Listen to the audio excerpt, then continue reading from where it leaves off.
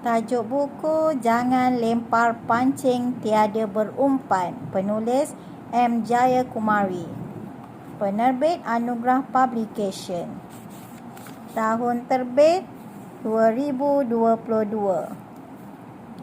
Jauh nun di kawasan pergunungan tinggal sebuah keluarga monyet. Mereka hidup dengan aman dan damai bersama monyet yang lain. Setiap hari, bapa monyet keluar mencari makanan untuk ibu monyet dan anak monyet. Ibu monyet pula menjaga anak monyet di rumah dengan penuh kasih sayang. Anak monyet hidup gembira bersama keluarga tersayang. Ada kalanya dia keluar bermain dengan anak-anak monyet yang lain. Ibunya duduk dan memerhatikannya bermain. Pada suatu hari, bapa monyet merancang untuk membawa keluarganya bersia-sia. Mendengar rancangan itu, ibu monyet dan anak monyet tersenyum lebar. Sudah lama mereka tidak keluar dari kawasan pegunungan itu. Setelah bersiap, bapa monyet membawa keluarganya ke sebuah padang rumput. Padang rumput itu terletak di kaki gunung. Keluarga monyet itu sangat gembira hendak menghabiskan masa di situ. Padang itu amat indah dengan pelbagai bunga-bunga yang mekar dan harum. Burung-burung terbang berkicauan sambil menghisap madu bunga. Bukan mereka sahaja yang berada di padang rumput itu. Ada beberapa keluarga monyet turut menghabiskan masa di sana. Anak-anak mereka berlari-lari mengejar satu sama lain.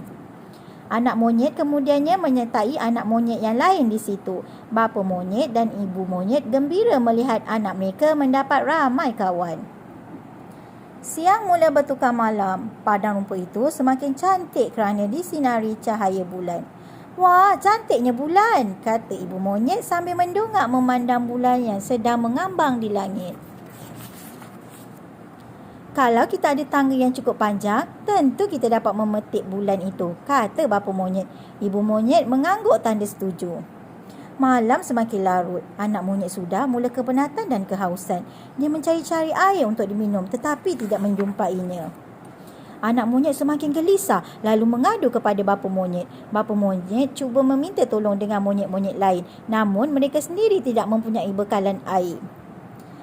"Ada sebuah perigi lama di hujung padang ini," beritahu seekor monyet tua yang turut bersiasat di padang rumput itu. "Barangkali perigi itu masih berair," sambungnya lagi. Bapa monyet berkata, "Mari kita pergi ke perigi itu. Kita lihat ada tak air untuk diminum." Ibu monyet dan anak monyet bersetuju dengan cadangan itu. Ketiga-tiga monyet itu pun berjalan ke arah perigi dengan pantas. Mereka amat berharap terdapat air di situ. Setibanya di perigi itu, mereka pun menjenguk ke dalam perigi. Alangkah terkejutnya mereka apabila melihat bulan terapung di dalam perigi tersebut. "Lihat, bulan terjatuh ke dalam perigi," seru bapa monyet. "Yalah, kasihannya," kata ibu monyet. "Mari kita selamatkan bulan," kata anak monyet pula. Ketiga-tiga monyet itu langsung tidak tahu bahawa itu hanyalah bayang-bayang bulan di atas permukaan air perigi. Keluarga monyet tekad mahu menolong bulan yang terjatuh ke dalam perigi itu. Ibu monyet turut bersetuju untuk membantu bapa monyet. "Ibu monyet, carikan seutas tali panjang dan sebuah bali untuk kita keluarkan bulan ini," pinta bapa monyet. Ibu monyet pun pergi dari situ. Tidak lama kemudian, dia kembali dengan membawa apa yang diminta oleh bapa monyet. Bapa monyet mengikat baldi dengan tali dan kemudiannya menurunkan baldi itu ke dalam perigi perlahan-lahan. Malangnya, tali itu tidak cukup panjang. Bapa monyet mengikat ekornya pada hujung tali lalu menurunkan baldi. Namun baldi itu masih tidak sampai ke permukaan air perigi. Lalu ibu monyet dan anak monyet turut menghulurkan bantuan. Ibu monyet melilit ekornya pada tangan bapa monyet, manakala ekor anak monyet pula melilit tangan ibunya. Anak monyet yang berada di atas kali memeluk batang pokok di tepi perigi.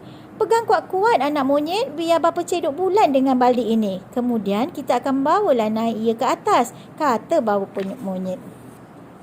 Malangnya, pegangan anak monyet terlepas kerana beban terlalu berat. Apa lagi, ketiga-tiga monyet tu meluncur masuk ke dalam perigi. Baldi terlepas dari ikatan lalu terpelanting keluar dari perigi. Dari dalam perigi, ketiga-tiga monyet itu mendongak ke atas. Mereka melihat bulan bersinar di langit. "Tahniah, kita berjaya mengeluarkan bulan dari perigi," jerit bapa monyet. Ibu monyet dan anak monyet bertepuk tangan. "Tetapi bagaimana kita hendak keluar dari perigi ini?" keluh ibu monyet. Bapa monyet terdiam seketika. Bapa monyet tidak tahu cara untuk menyelamatkan keluarganya. Mujurlah seekor zirafah datang ke perigi itu hendak menghilangkan dahaganya. Dia terkejut melihat keluarga monyet di dalam perigi itu. "Tolonglah keluarkan kami dari sini, wahai zirafah," rayu bapa monyet. "Bagaimana kamu boleh berada di dalam perigi ini?" tanya zirafah. Bapa monyet pun menceritakan apa yang terjadi. Zirafah menggeleng-gelengkan kepalanya setelah mendengar kata-kata bapa monyet. "Mengapa kamu buat kerja yang kamu sendiri tidak pasti? Selidik dahulu sebelum buat sebarang kerja," nasihat zirafah. Selepas itu, zirafah membantu ketiga-tiga monyet itu keluar dari perigi. Jangan lempar pancing tiada berumpan. Bermaksud jangan kita buat sesuatu pekerjaan yang sia-sia. Bilangan muka surat 30.